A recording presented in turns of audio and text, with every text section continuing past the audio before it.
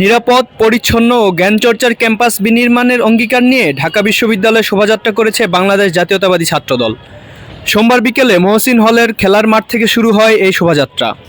এতে ছাত্রদলের নেতাকর্মীদের পাশাপাশি অংশ নেন সংগঠনের বিভিন্ন পর্যায়ের নেতাকর্মীরা।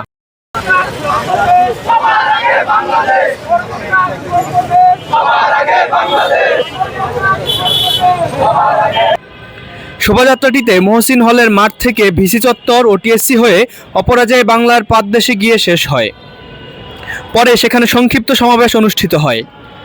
কর্মসূচির নেতৃত্ব দেন বাংলাদেশ জাতীয়তাবাদী ছাত্রদলের সাহিত্য ও প্রকাশনা সম্পাদক মিনহাজ আহমেদ প্রিন্স।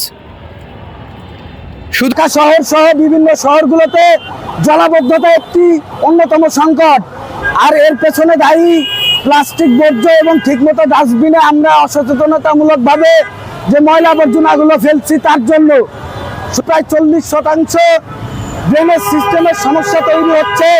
এই প্লাস্টিকের চায়ের কাপ, চিপসের প্যাকেট কিংবা প্লাস্টিক পণ্য যেগুলো ব্যবহারের পরে আমরা যত্র ফেলে দিচ্ছি, ড্রেনগুলো আটকে যাচ্ছে এবং পয় নিষ্কাশন ব্যবস্থা, পানির নিষ্কাশন ব্যবস্থা ভালো হচ্ছে না। এই ধরনের বিভিন্ন সচেতনতামূলক কর্মসূচি নিয়ে প্রাণ, প্রকৃতি, পরিবেশ সংরক্ষণের অংশ হিসেবে আমাদের নিজেদের ক্যাম্পাস আমরা নিজেরা পরিষ্কার পরিচ্ছন্ন রাখবো। শোভাযাত্রা নয়, কর্মসূচি শেষে শিক্ষার্থী ও সাধারণ মানুষের মধ্যে বিতরণ করা হয় সচেতনতামূলক লিফলেট।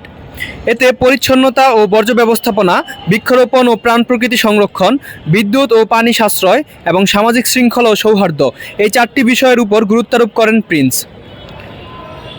প্রতিদিনের জীবনে ছোট ছোট অভ্যাসের মাধ্যমে ক্যাম্পাস ও পরিবেশকে আরও সুন্দর ও নিরাপদ রাখার আহ্বান জানান তিনি।